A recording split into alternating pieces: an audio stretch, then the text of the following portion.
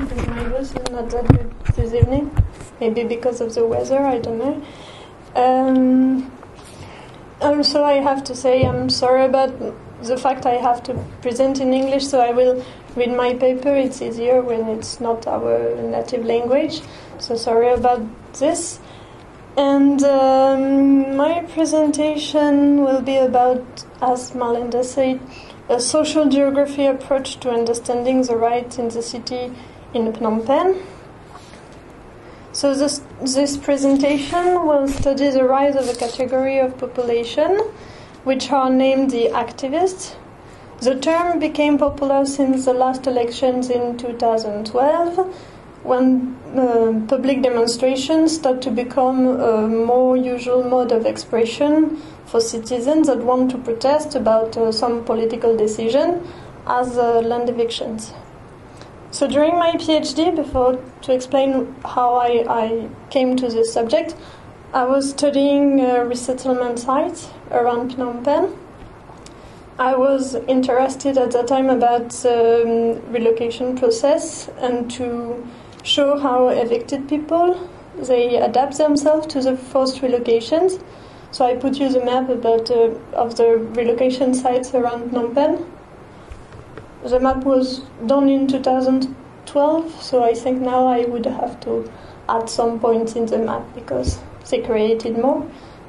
And so for my postdoctoral research, I decided to focus on a new category of people, evicted or under eviction, who decided to resist and to protest against those evictions.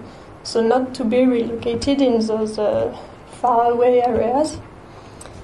So this was rising new because in the 1970s and in the 1990s, and in the 2000s, public demonstrations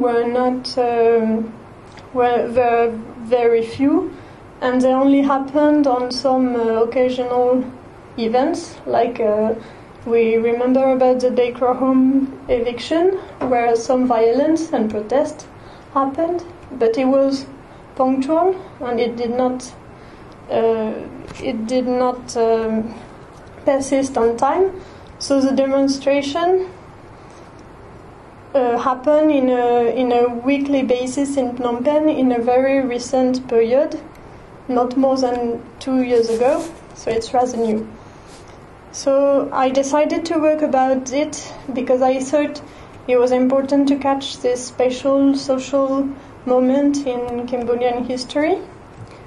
And I am not used to work on a short time, as my PhD worked on those relocation sites, so it was a social and geographical phenomena on a period of around 20 years. So the immediacy of my new research needed that I adapt my methodology. One part of my fieldwork stays the same as before, like doing face-to-face interviews with some of those activists. But the main part of my work was to follow demonstration and the events linked to those activities. And for that, I adapted my methods. I adapted methods who are close to sociology and anthropology, like the observation, like recording, and transcripting the speech of activists, to catch some slogans, to take pictures and banners. So the major part of my work was to translate the records and to analyze this and the pictures. And I worked with a professional translator for this. At the beginning with Marlinda, but after with Hulan.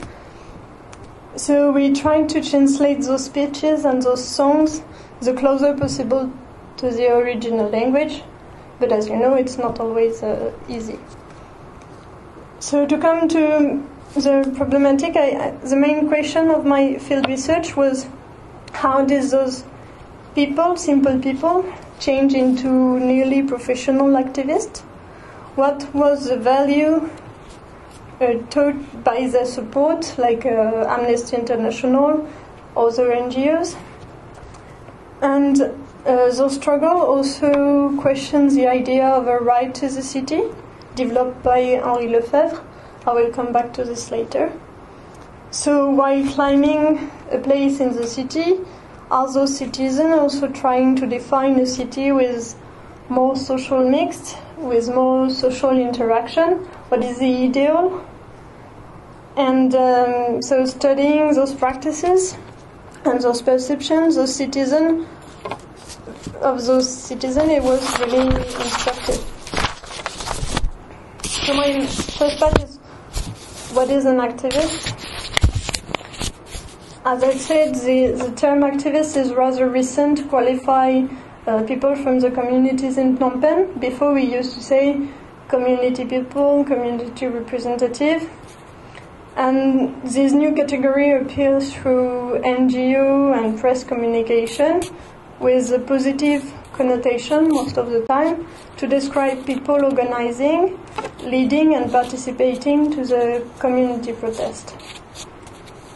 So I put official definition of the activist to be really clear. That is, if we follow dictionaries, a person who believes strongly in political or social change and takes part to activities such as meeting and public protest to try to influence authorities and society. And if I take the definition from an activist point of view, when we ask them what is to be an activist, what is an activist, they say, barely, it's a person who demonstrates for human rights. So the definition is a bit different. And I also took the Khmer words, because vocabulary is different in those two languages. And in Khmer we used to say Sakamachun, which means more something like militant, I think, political militant. Or the other words that is really very used during the demonstration is Ne Tosumete, which means something like a person who struggles to defend its opinion. So it is, the meaning is different between English and Khmer. So when I first asked myself, what is an activist? Who are those activists? The answer was not really easy, because there are many different kinds of activists for sure. Mainly if we try to draw a type ideal, as sociologists said, we would say that those activists are mainly women. They are between 30 and 60 years old. They are part of the lower middle class. What I mean is that they are not among the poorest citizens, but they are settled in areas considered that like informal areas or areas with unclear tenure. And this type is not sufficient, so we will enter into details. So I explained that I principally followed 4 of them for activists: Tebvani, Yambopa, Sosun, and Tangkomsrui. So becoming closer to them, I could observe their temper, their everyday life. And it was interesting to notice how different they are sociologically and personally, even if both of them declare that they are activists. So first, I'll speak about Tebvani and Yambopa, because they are the most, I would say, the most famous activists. So Tebvani has been presented as a real hero in the documentary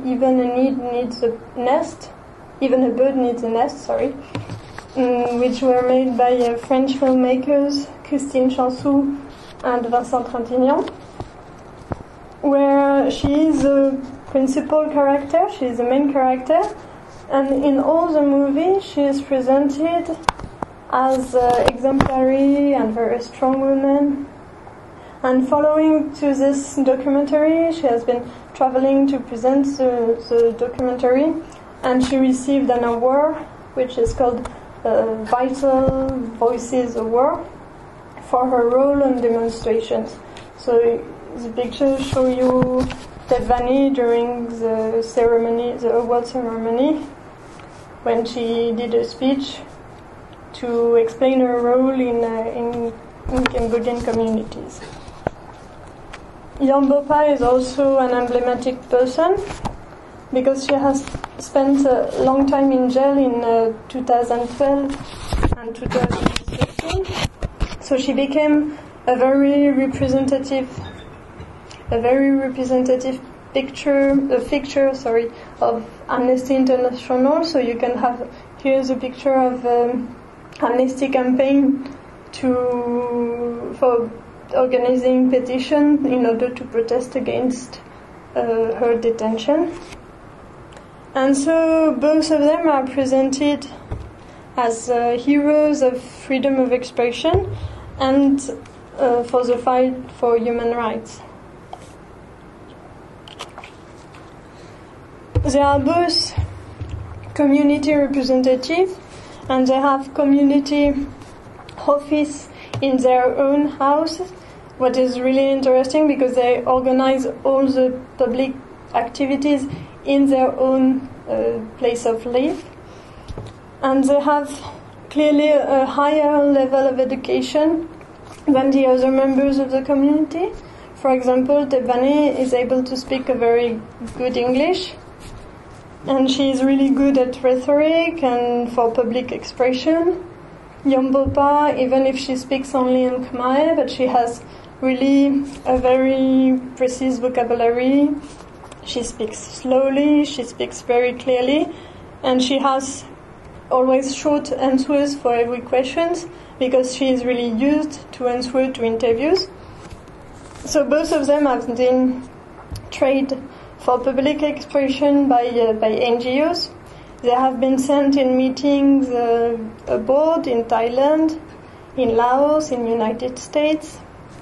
So they are the main contact between the community where they are living in and the donors who try to help them, international donors. So it gives them really an important power in the community, and also it includes them into international networks, which is really important. Also, what I noticed is that it's not really surprising that their presence is important in the media. They are two young women, they are beautiful, they both have children, so they are really the perfect image of an activist. The two other main activists I followed, who are named Sosun and Tengkomsrui, are living in poorer conditions. They are living in the area of Borikela. They have a smaller apartment where they receive people of the community, but individually for requests or for problems, individual problems. And the meetings are organized outside their place of live because they don't have big houses. They do not, both of them, speak any word of English, and they are clearly less educated than the two others. For example, Tengkomsrui has a pronunciation which is really quick. She repeats many times the same idea. She is really hard to translate. That's why I made the difference between them. She is really hard to translate because she is often unclear, and even my translator told me sometimes I don't have any idea of what she wants to say, even if she was Khmer. So Sun is really less professional in her way to speak. She speaks a lot about her own life, about her children. So she is less presenting the problem of her communities and her own problems. So they are also less politically involved than the two others I spoke about, and their different social backgrounds also give different idea of their role in society, and they have for this different. I take only one example: different way to consider the place of women in the society. Like regarding to a personal life, Sosun told us that what she hopes for a younger child, for younger daughters, is she could have a good husband, preferably a foreigner, and it was the best way for her daughter to succeed in life. But when you listen to Tebani, she is explaining, I want my daughter to become a doctor or a lawyer because I want her to be independent. So those different characters also underlines different social backgrounds. But still, if we compare those activists, Soson, Tenkamsroy, like Tebani and Yambopa, they are among the better off in their area, and it is not surprising because it is mainly those who have more to lose that will defend harder the land. They are centrally located, both communities.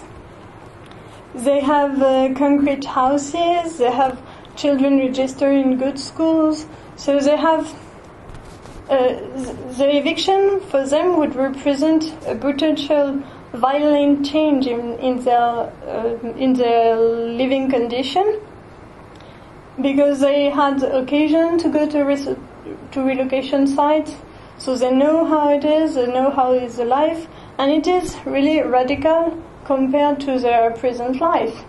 But if you look at those who were in slum areas before evictions, for them the change between slums and relocation site is not so violent. So it seems one of the explanations that why Borikela and Bangkok are the two communities who protest the more against the eviction and who obtain also more things. Negotiating with authorities, they get things. So those activists became nearly professional, and they declare themselves that when you ask what is your occupation, that they consider the fact of being an activist as a volunteer job. So sometimes they go in to demonstrate 3 or 4 times in 1 week, and it became part of their everyday life. And the demonstration is an important moment of sociability for them. So those moments of demonstration are really a moment of sociability who permits also the solidarity between those different groups. So usually the demonstration begins the same way, that the activists join at the meeting point, and we see that during demonstration we pass a long time waiting. Like I put those pictures of moments of interaction between individuals, which is not the usual image we have of demonstration. So they join at those meeting points, they wait a lot. Soon police arrive, and during long moments nothing happens. There are some quiet everyday life, and people are talking to each other. And what is surprising is that sometimes, like I put in the first picture on the top, you have some surprising moments where activists are chatting with policemen. They are sometimes joking with the policemen. So they're really a very surprising way that the tension can grow, because at the beginning everyone's standing and they know each other very well, so they have sociability even between each other. But when they are, but the aim of those demonstrations is to make media speaking about the event and to defend the cause and to try to influence on public opinion and decision makers. So frequently violence occurs that is usually provoked by each side, I would say. The police try to forbid the procession to pass through the precise way it had foreseen, and the demonstrator try to force the pass. So the confrontation occurs that could sometimes be focused only on one activist, like we see in the picture at the bottom. This day we had only one activist who really became angry, who really tried to fight with the police. But in the newspaper we had this really expressive picture. And so the image that it gives of this demonstration is that it was really violent.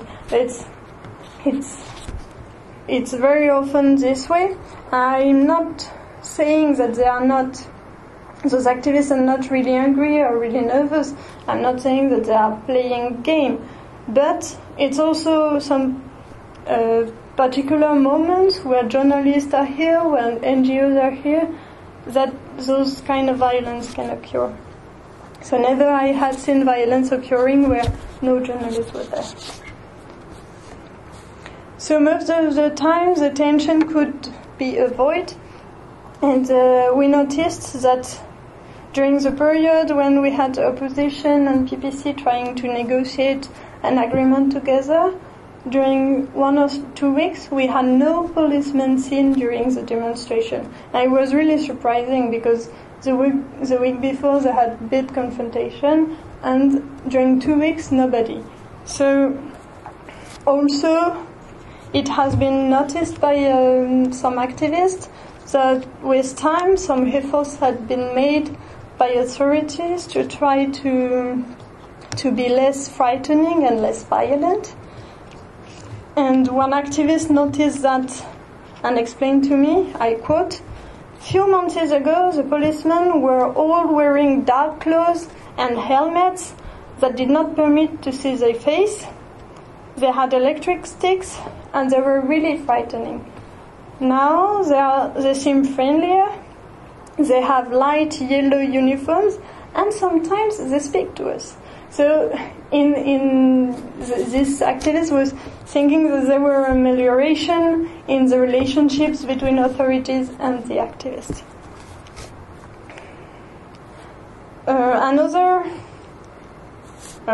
It might come before. So it is the same day demonstration where we see the journalists all focusing on this woman who were fighting with police. So it was interesting to see that they tried to have a better point of view in this scene.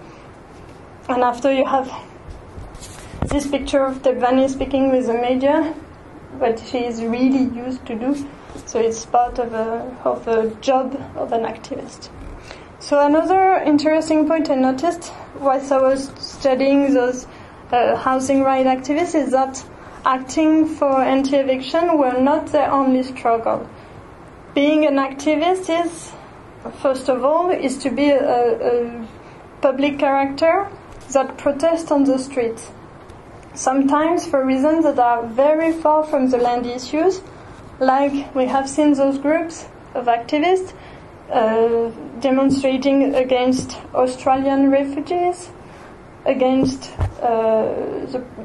for the problem of Kampuchea Krom, for the Malaysian Airlines victims also. They did meetings about this to pray for the Malaysian Airlines victims.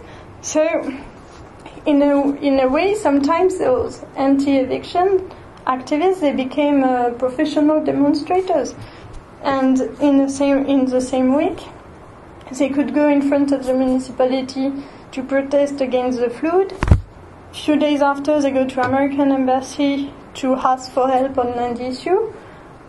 Then 2 or 3 days after, they go in front of Australian embassy about the refugees agreement, which is not really their problem, their presently problem. And after, they demonstrate in the same day in front of National Assembly on the problem of eviction, the morning, and the afternoon they were to another demonstration in front of French embassy to protest on Kampuchea Krom. So their role is therefore not really understood by the other citizens that criticize them as people passing their life in the streets for anything. So their struggle and their message can be loose in those systematic demonstrations.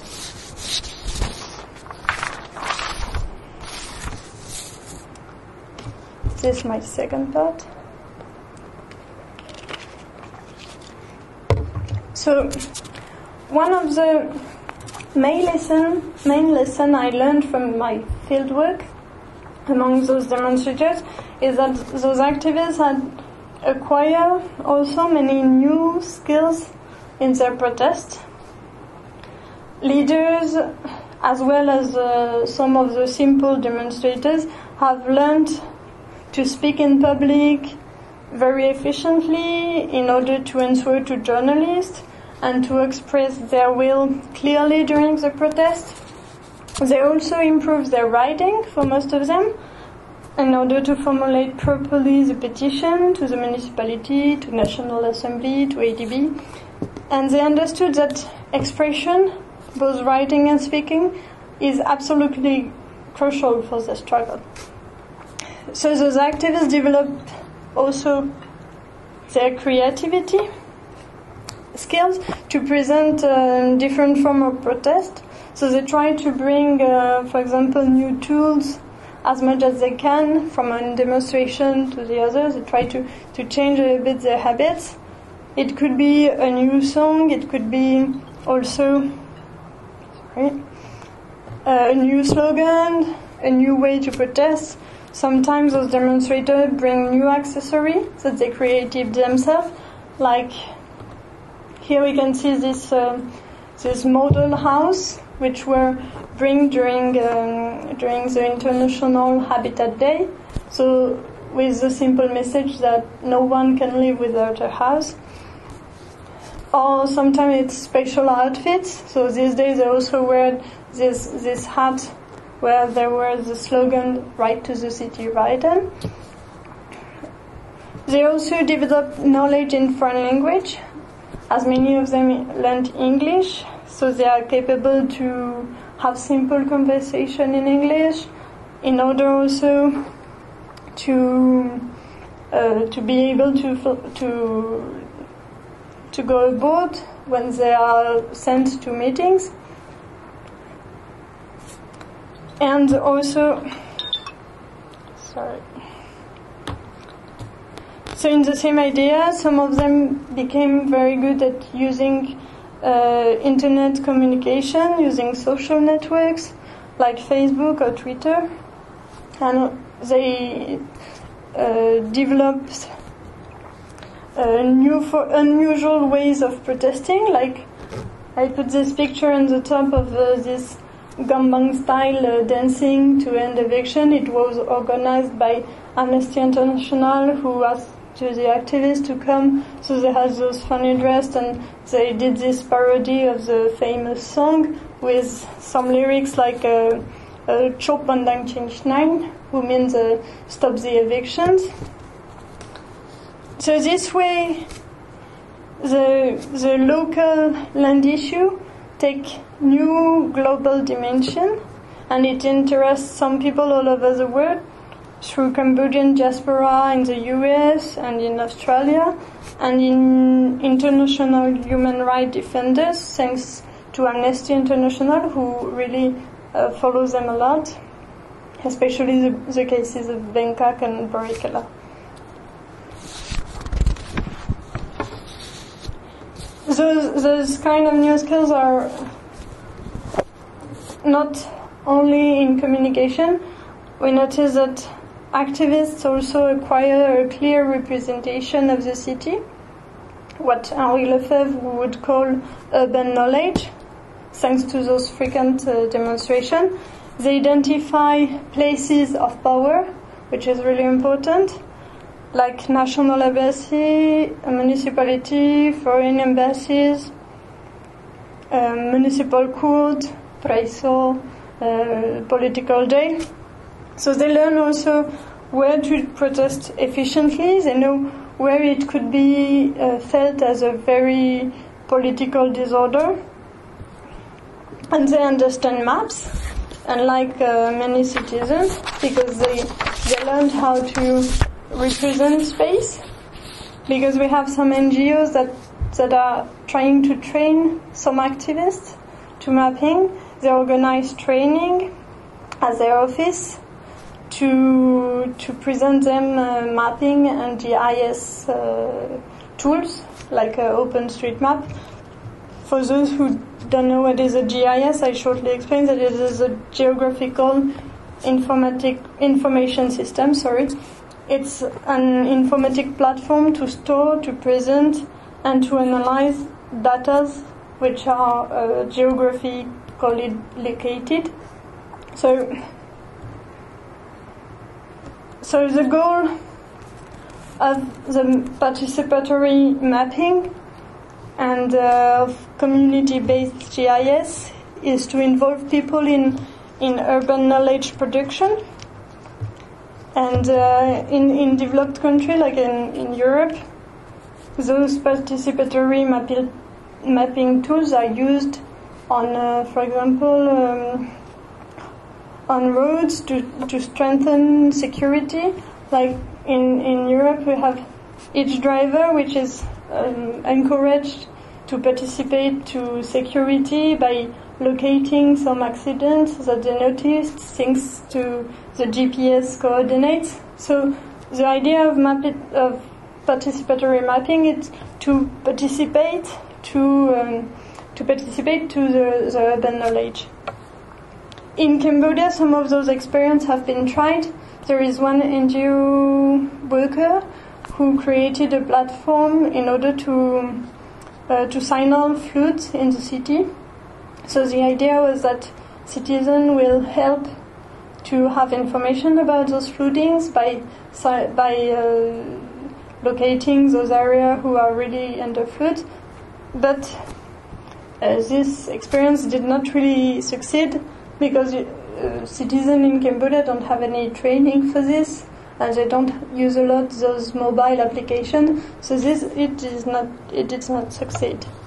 But what NGO are trying to do with those communities under eviction is to trying to train them to collect data, social and geographical data, and to learn how to represent it on maps in order to document their cases of eviction or under eviction, and to create more knowledge about their problem and to inform the public.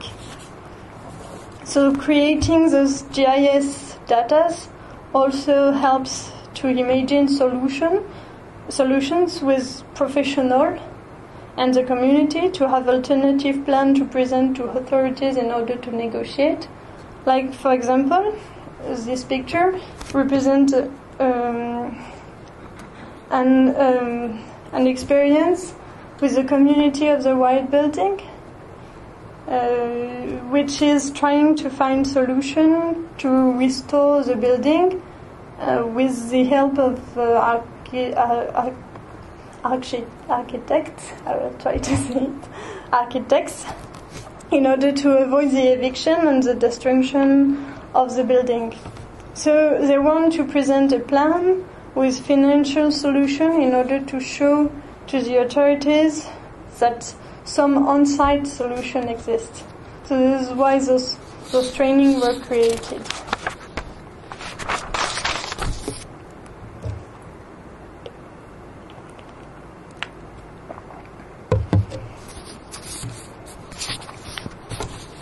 And continuing on those geographical reflections, we come to my third part. So I promised you that I will explain about Lefebvre a little bit more. Here he is.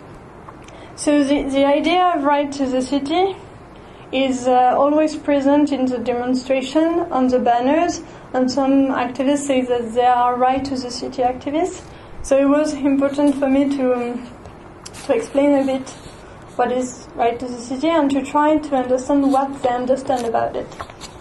So Lefebvre, it's a French Marxist philosopher and sociologist, and for him the main role of the cities is to permit consummation in order to strengthen capitalism, and for him it is not positive. So his idea of the right to the city is that the city might be not only accessible to everyone, but also conceived and planned by and for people.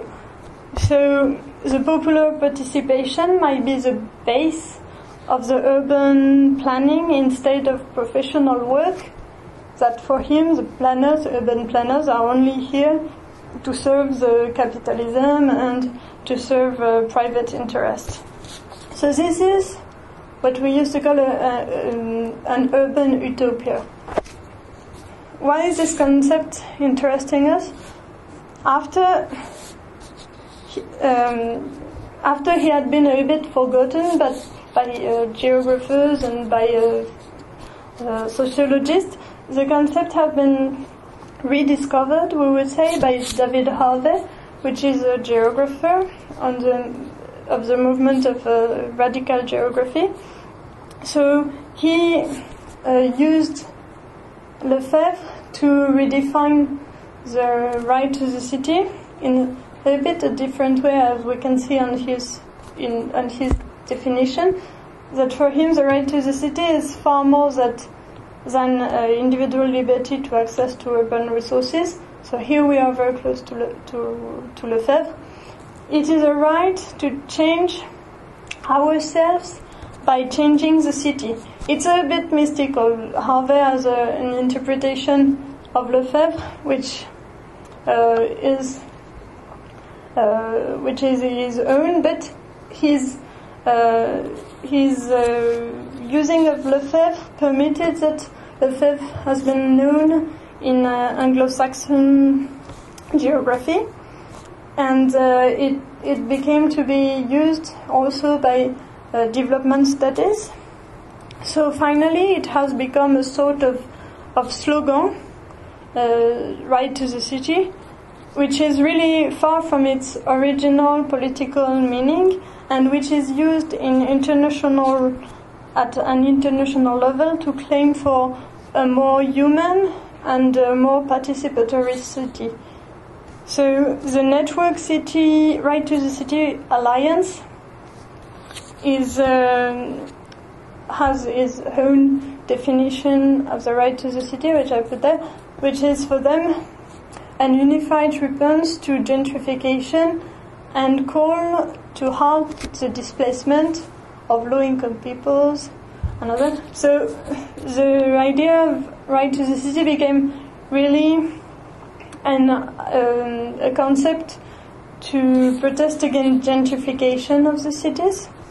And this alliance is really developed in modern cities of the north, much more than in the south, but also in cities like South Africa, India, and also in countries of Latin America, where the civil society is much more developed than in Cambodia. So the idea of public space is really important, much more present in the debate than what we can have in Cambodia. So many squatters and favelas dwellers, they refer to this right to the city, and even the country of Brazil has written the idea of right to the city in its law, in its federal law, to try to promote more equities in urban planning. So it is really a concept which is developed in the urban planning reflection in many cities, but the idea is not really present in Asian cities, except India. And so that's why I was interested to see the use of this expression in Cambodia as an example of the transformation of this concept into a slogan.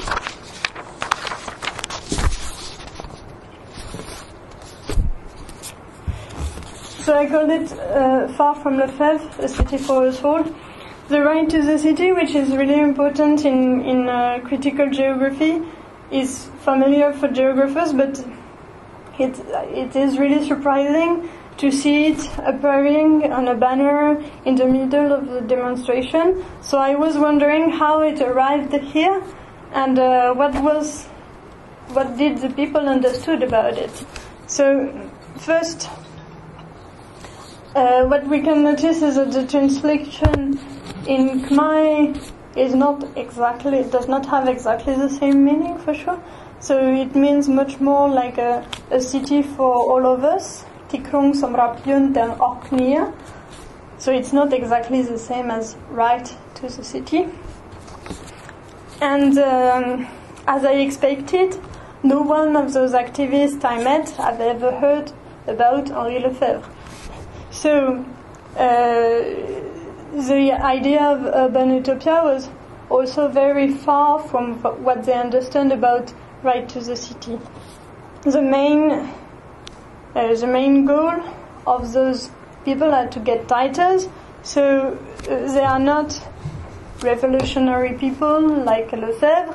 They have never heard about Marxism most of the time, and so their knowledge of this notion is much more in a practical way.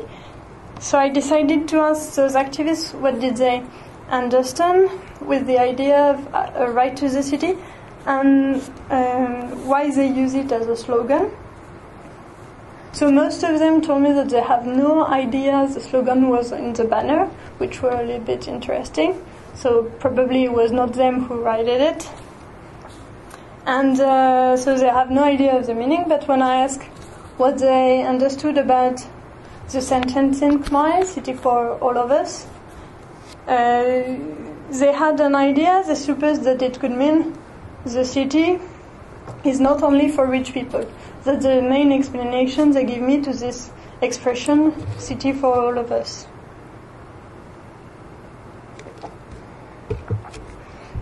So Yombopa, which is in the picture, that's why it's interesting, is the one who gave me the more detailed and the more interesting answer of what it could mean. So she told me, I quote, "For me, city for all of us, so Tikrung Samrapyun ten Oknia, does not mean everybody can live in the city.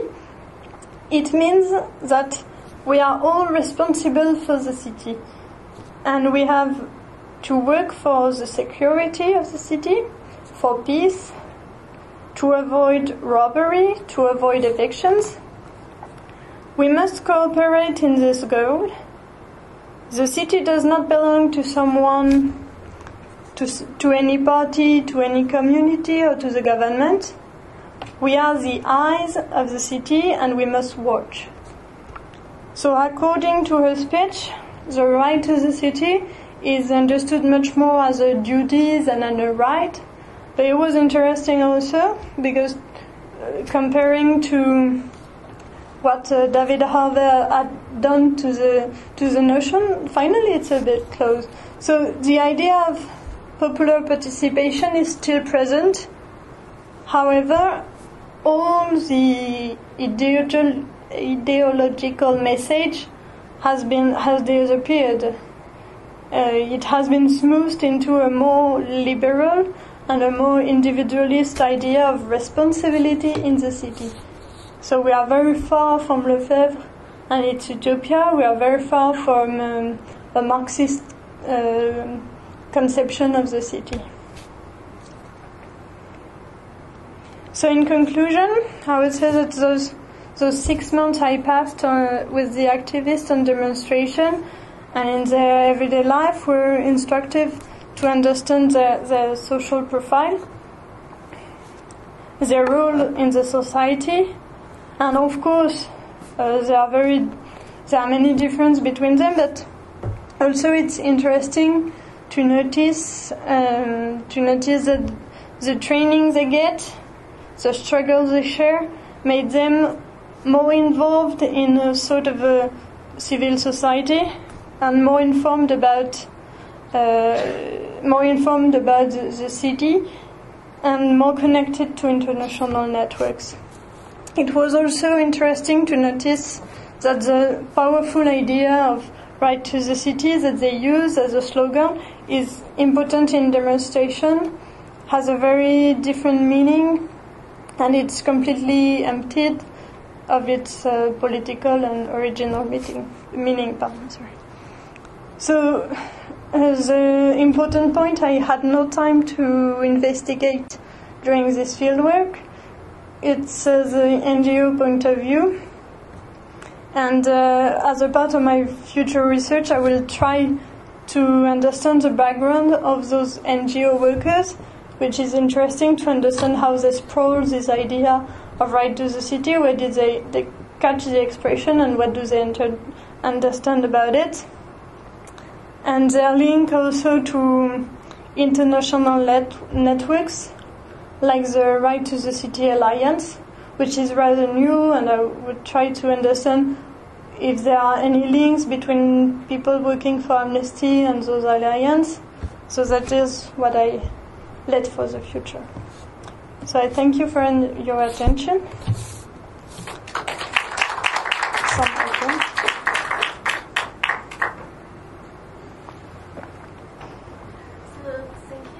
For your presentation, it's really interesting, right? Yes or yes?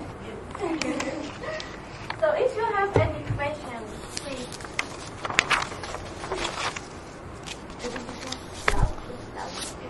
It's pretty good. I just would like to ask you, why did you choose to follow only women? What about men? Most of them are women. So it is 90% of the people I see during the demonstrations. Almost in every demonstration I can show you the pictures. You have always women on it.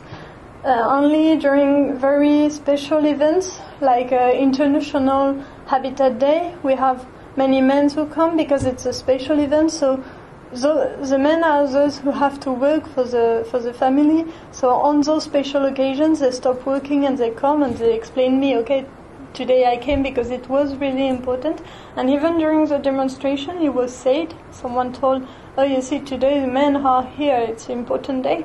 But it's really because they are the figure of the demonstrator, of the activist is really, for me, it's much more a woman.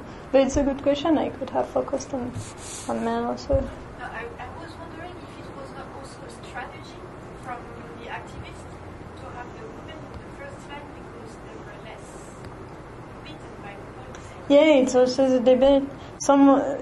Most of the demonstrators, the activists are women, and when you ask people why most of the activists are women, they say, oh, they have many different answers, and they will say because they are less beaten by the police, which is sometimes not right.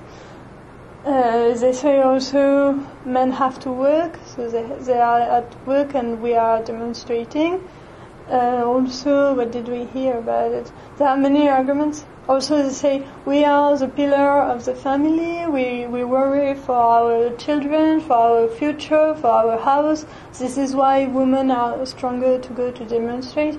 So it's probably a mix of all those explanations. I don't have one explanation, but it's not only they are in the first line. It's also because they are much more numerous in the demonstrations.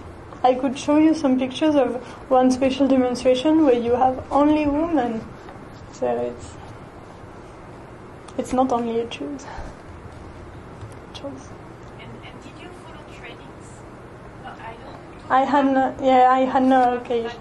But other trainings, I don't know. Do they have trainings to learn how to talk to the media? Yeah. When you ask them if they have training, they say, no, we learn all by ourselves. They say they do the banners by themselves, but I'm absolutely sure it's not right. I know sometimes you see the colors of the Amnesty on the banner, so you know Amnesty designed the banner. So it's what I was saying in my conclusion, that I had not time to investigate on the NGO part, which is really very important. So no, I did not follow training, but I would like to in future researches.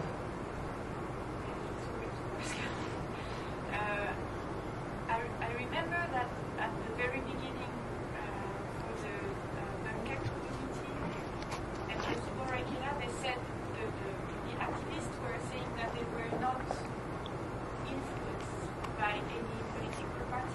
Yeah. I think they changed their mind about Sure. that. How do they talk about that? When you ask them, are you related to any political party, they always start to say no. But for some of them, even if they say no, we know that they are related to. Like we have seen during some CNRP meetings, we have seen Tebvani speaking with just with the leaders of this party. So for some of them, it's really clear.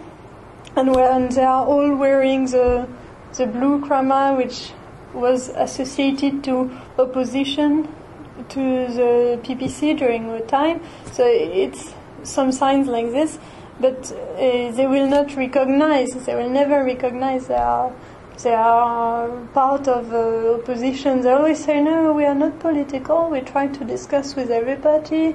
If CPP is proposing something interesting for us, we will agree with that. And some of them also, it's really funny, they defend themselves saying, I vote for PPC, no problem, I vote for PPC, but and so they try to not speaking about politics, but it is true that they have an involvement with it.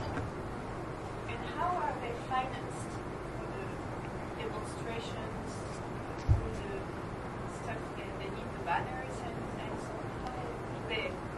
Yeah, they buy it thanks to NGO who gave them some money, and also they get a lot of money from Khmer board. USA. When Tebvani is going to a meeting abroad in USA, she meets with the Khmer local community, and they gave her a lot of money, so she came back with it, so she can pay for the demonstration. It's a fund that she used for this, and so that's the way they mainly have the money.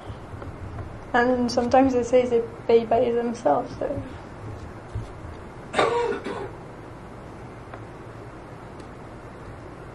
Is it? Yeah. Relating to the question of how they financed, I was interested in what you were saying about a group of people, but I don't hear you. Malinda, can you give the... I can speak up. Going back to your point about the group who are protesting not only about land issues, but also about issues that you said were unrelated, that were not directly affected. Not directly related. Like the Australian refugees. Yeah. Can you talk about why they say that's happening? Is there any financial motivation for that? Are NGOs paying them to go to these other demonstrations? Or what answers are they giving you about that? Because I'm not sure there is any financial interest on it. I have not discussed with NGOs about it, so I don't think, but it's also, as I said, they are professional demonstrators. Like they think they have to involve in every social subject. Like now they start to speak about ecology, which they did not even have heard before. So it's a way for them to be an activist, is to be involved in any social real problems that they feel important for the society. But some of them say that I remember discussing with Teng Kamsuri. She told me at the beginning I was demonstrating for everything, because the other told me, okay, come, we go to demonstrate in front of the Australian embassy. So they go each together, because now they really are a group. And she said, now I think that it's not really useful and it's not part of our message. So she had been thinking about it, and she changed a little bit her way to demonstrate. But most of the time it's really this idea of a group who go to demonstrate for any social issue, and that they feel they have to, like professional activists. So then how does that relate to the point you were making at the end about the idea that we're very far from utopian kind of Marxist ideas, and that there's a much more liberal kind of individualistic kind of attitude that's being... Sorry, I don't hear you. Sorry, there's like a... Yeah, it would be much easier. T'en as pas un deuxième? troisième ne marche plus.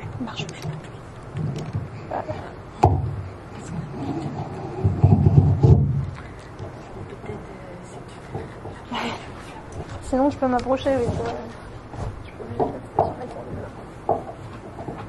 Can you hear me now? Sorry. Okay, so how does that, the answer you just gave about people feeling that they want to be going to any demonstration that affects society, on issues that affect society, how does that sit with the point you were making at the end about these activists being very far from a kind of utopian Marxist vision and much more of the kind of individualistic, kind of liberal kind of attitude? Do you see some kind of disconnect there between those things? That's one question. And then perhaps related to that, so I'll ask at the same time, is you made a point of saying that the activists haven't heard of Lefebvre, and perhaps even some of them haven't even heard of Marxism, which I found surprising. But can you talk about what kind of political influences they do such, whether it's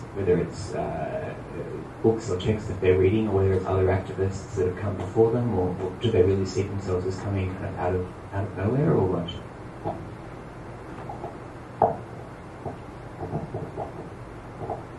Referring to the second question first, I think that those kind of slogans came from the NGOs, as I said. So it is not their own way of speaking. They would not have used those vocabulary if it did not come from people who trained them to speak in public.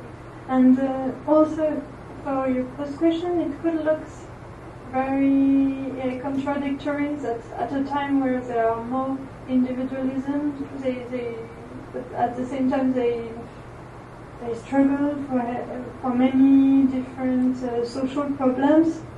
But it's also, I think it's also related because they think to their own interest, own future. So it's not completely contradictory, but it's not only a question in Cambodia. I mean, in America, you have also a lot of individualism, but also struggles about questions that are really strong in the society. So it could look contradictory, but I'm not sure it's really.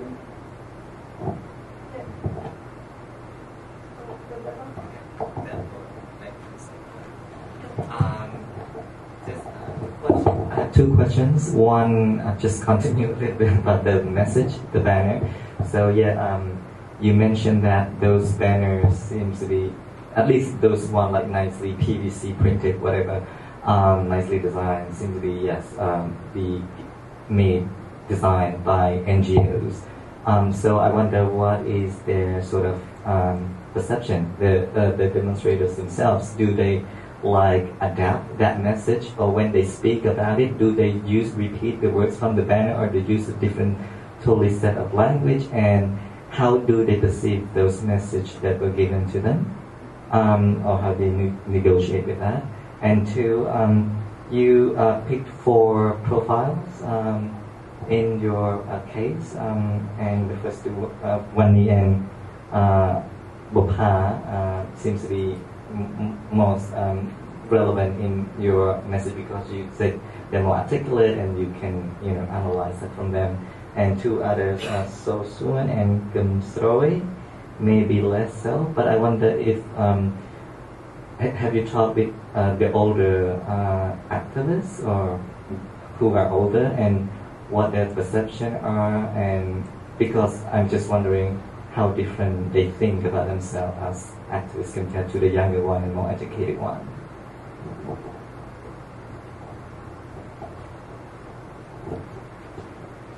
Many questions.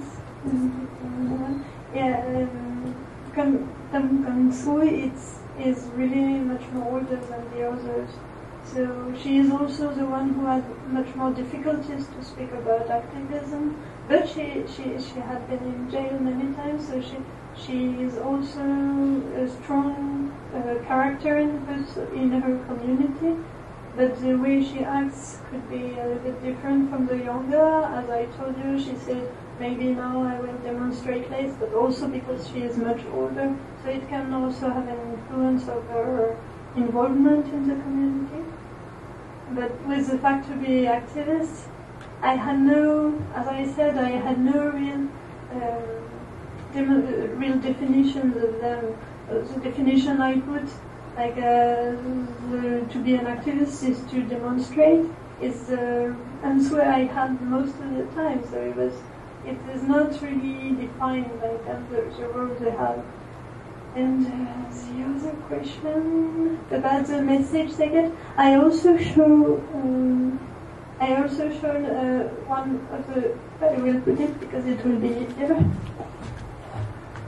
One of the banners they did themselves. I don't say that NGOs are designing all the banners for them and doing all for them. So those, this is done clearly by an NGO. It's a T-shirt where you have the message, a political message, but like you cannot even read. But you have this one which is asking, we need an emergency solution, which is a simple message, which were written by an activist on a simple banner with just a pen. So and they also have their own way to express themselves. I don't say that NGOs are telling them to use their own words, and they understand what they say. But some of the slogan, like "Right to the City," means nothing for them. And as I told, some of them don't even know what is written in the banner. So it's not the rule, but we have a mixed system that those banners coming from NGOs, which are a bit obscure sometimes, and those words they write by themselves and they speak by themselves. Is it answering to your question?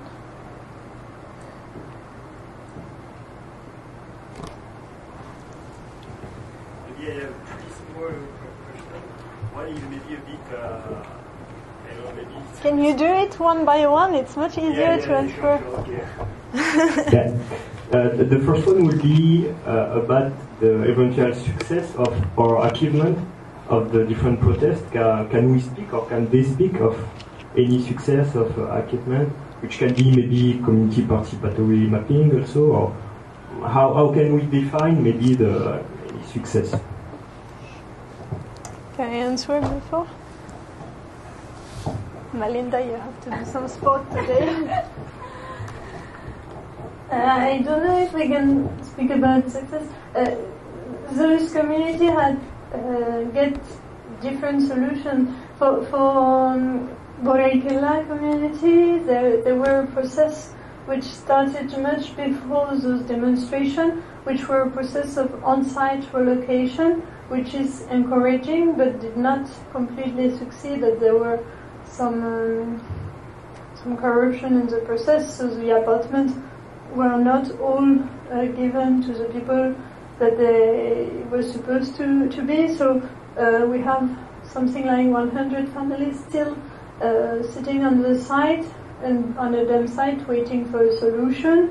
And I read in the newspaper last week, I think, that the government were giving them a sort of ultimatum that they could not discuss. I don't know if it will end by an eviction or not, but the context is a bit different with the Bangkok area, where most of the people have been evicted, but those who are now in the city demonstrating, the group of Debvani Yambopa is one of the parts of the south part of the Bangkok, which is formed of concrete houses. So those people who have supposed to have more rights than land titles, they protested much more than the other, who just accepted or did not fight against the eviction. So it was what I was saying, that those who have the more to lose were those who fight the more. So most of them, they get a title which does not fit to the area of their land, so they're still protesting for this. And also some in the community did not get the title yet, but most of them get. So they're still protesting against this, but if we compare to what the people get in the beginning of 2000, it's really they get much more, for sure. I don't know if it's thanks to the demonstration. I cannot say because I don't know the political decision, how it was made, but sure they did get more. Maybe another one was about the brutal change that you were talking about in terms of policemen, like their clothes, their attitude, their behavior. Do you think that maybe, or what can be the reason? Is it maybe a biggest media coverage and maybe another attitude to, or another information to give to the policemen how to act when there is camera etc.? Why there was this brutal change that you mentioned? What? Sorry? You were thinking about the brutal change of the policemen in the way of they were. I think they were trained for this because it was a political moment of agreements with the opposition and the main party. So I think they had some recommendation to be less violent, to change their clothes also, which could look funny, but for the people, I did not even notice it. It's one activist who told me. So I think this change of attitude is really related to a political context. Maybe the last one would be about the numbers. You did not really figure out how many, so I think it's quite difficult, but I'd like to have an idea maybe of how many people and what is the evolution of people, because you say that maybe there is some recruitment through social network. So can we categorize also some short-term and long-term activities? Maybe long-term were more engaged, and other short-term were maybe more volatile. It was really qualitative research, so I did not try to have a quantitative information, but most of the demonstration, like those small demonstration, you have not more than 50 people who will come for a precise problem, but the one, not this one, but this one, in the first and the other picture, it was a Habitat Day, International Habitat Day, and also you have special days like International Human Rights Day, where you have much more people coming in this demonstration. The organizers told us there were around 2,000 people. So it was one of the main demonstrations I saw related to this main issue. But there were people coming from province, also for land issues in rural areas. So it's not essentially related to urban problem. And to have an idea of how many activists, I would say that the main groups, there are 50 or something like that. Those you see at every demonstration regularly, but probably there are much more people who perceive themselves as activists. People who come occasionally, people who are part of the meetings, people who are part of the training with NGO. Probably they perceive themselves as activists, or I don't have any idea.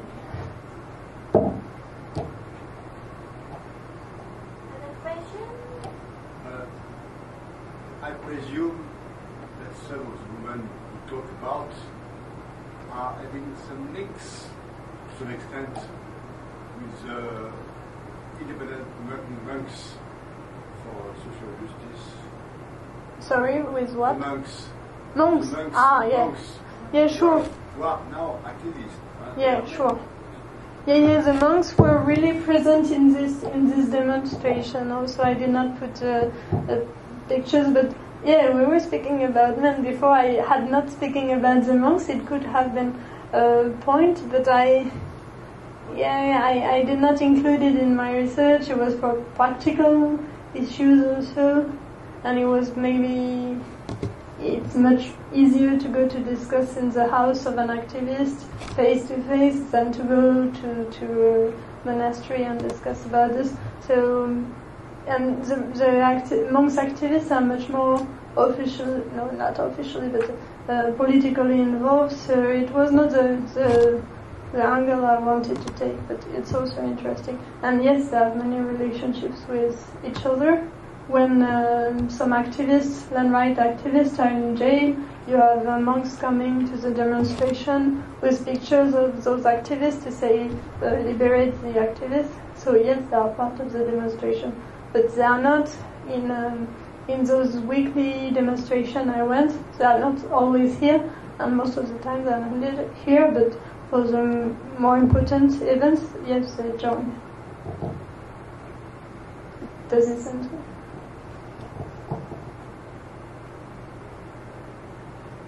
Other questions?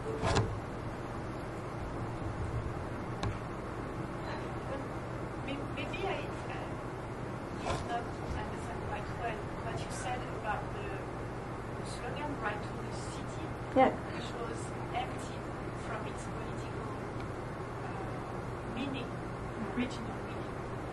But according to your investigation, it's very political for them.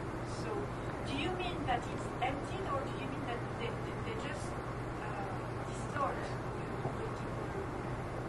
Well, it's also, yeah, we can think it's also political because every social involvement is political for sure. But what I meant it was a theoretical political background about Marxism, with the idea that the city is only the tool of capitalism. All this is completely absent of the idea that those activists have of the right to the city, and even many of the NGO workers don't have any idea about Lefebvre, even if they use this expression, because they know about the right to the city alliance. So, yeah, it is political. So, I mean, it's not the Marxist meaning of this idea which is used.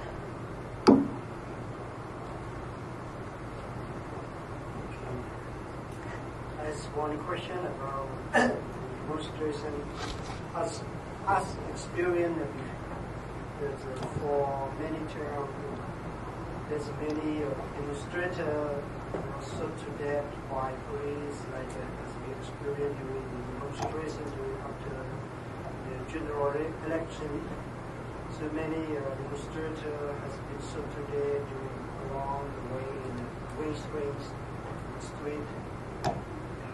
How you ask them, how do you feel when they participate in demonstration? Because they are the activists that protest with the rain, in Bangkok, or anything like that. So it is a hot program for Cambodia. How do they feel when they participate? Do you ask them, are they afraid or? Is they are afraid during demonstration? I'm not sure I understood your question correctly. What is the question is, are the demonstrators feeling afraid when they are inside a demonstration with many people, with policemen? Yeah, for sure they are afraid. Yeah, they say sometimes it's really peaceful, so they don't have anything to be afraid of, but sometimes it's really tense, and we felt it, and also journalists, and also I were in a very tense situation, so for sure they were afraid, and they speak a lot about it. During the interviews face-to-face, it was really the main point they spoke about. It was how they have been afraid, how they have been beaten, how they have been in jail, so the fear is really present in this demonstration for sure.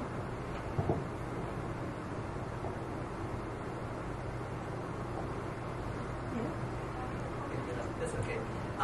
This is particular for this image, for this slide. So we see the like sort of informal creative expressions during the demonstration.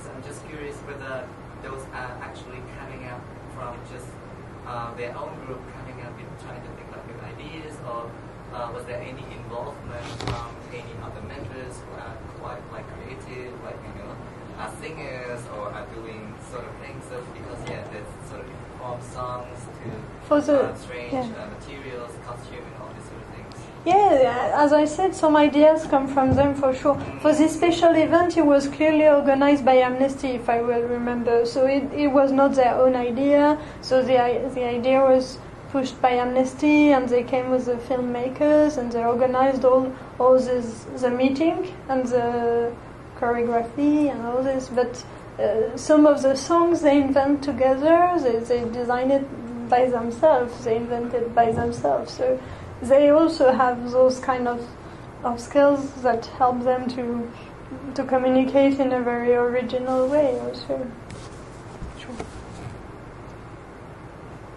So, sorry, was there any people are really you consider as artists or anything as part of the group, or? Yeah, you have those who write the songs. It's really my translator told me sometimes that it's really poetic, it's really beautiful, and you can hear it also listening to it. So some of them are really good at writing poetry, and they can do it for the activity also. Sure.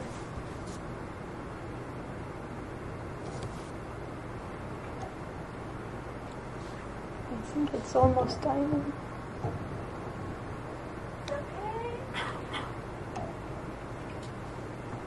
Other question? No? You're clear about her presentation? Very clear. So, it's really interesting to talk about activities in Cambodia. And you have a lot of demonstration. And I have a question too. Oh, Melinda. Sometimes I don't understand when I see the slogan "Right to the City" in the banner. Mm-hmm. I just ask them because they just born to live in the city. Because I heard that the government give them other place which is a bit far from the city, and they don't want to go there. They want to be in the city. Yeah. So it is the kind of the meaning of the right city for them or not? Well, the only explanation I get is what I already told you about this. It's the explanation that Bopa gave me, and also those who say it, yeah, like you say, it's right to the city. It means that city is not only for rich people. That is the basic meaning. They explained me about what they understood about this slogan. But I cannot guess more than what they say to me. And another question, because I have heard that some activists, some, I don't know, non-professional maybe, sometimes say that I don't know why they do this demonstration, but they just call, come, so I come. Yeah, that's what I was saying about the demonstration, about Australian embassy and all this. Sometimes it's just the group who is saying we go to Australian embassy. So some of them, they have really political ideas under this, but most of them they join because they say we are activists, we have to join. It's like this, and yeah, some of them don't really understand why sometimes. Sure. Okay, and in the community for the activists, so as I want to speak French. You can also.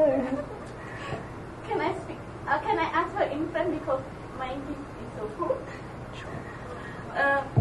Est-ce que dans la communauté, dans la société, les manifestants, est-ce que les autres qui ne sont pas manifestants, est-ce qu'ils se communiquent avec les manifestants? Est-ce que la relation entre les manifestants et les autres entre la population et les manifestants? Oui, il y a des relations. Les manifestants expliquent que leur rôle dans la société, c'est de faire comprendre ces problèmes sociaux au reste de la population.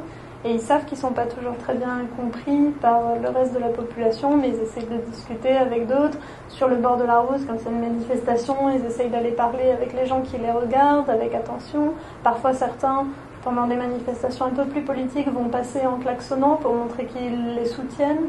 Donc oui, il y a des interactions avec des personnes qui ne sont pas incluses dans les manifestations, mais qui assistent à ces manifestations. Et puis à travers les médias, les gens sont informés de ces manifestations.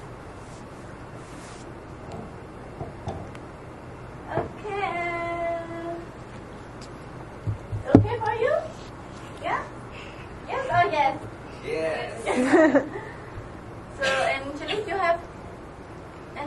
want to... No, my voice don't want to speak anymore. You have to talk a lot. So thank you for Julie for your presentation, and thank you very much for your coming, for your presentation today. Really nice.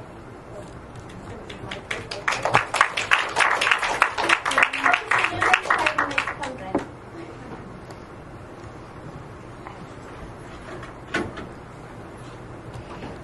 T'as pas pitié de moi, hein?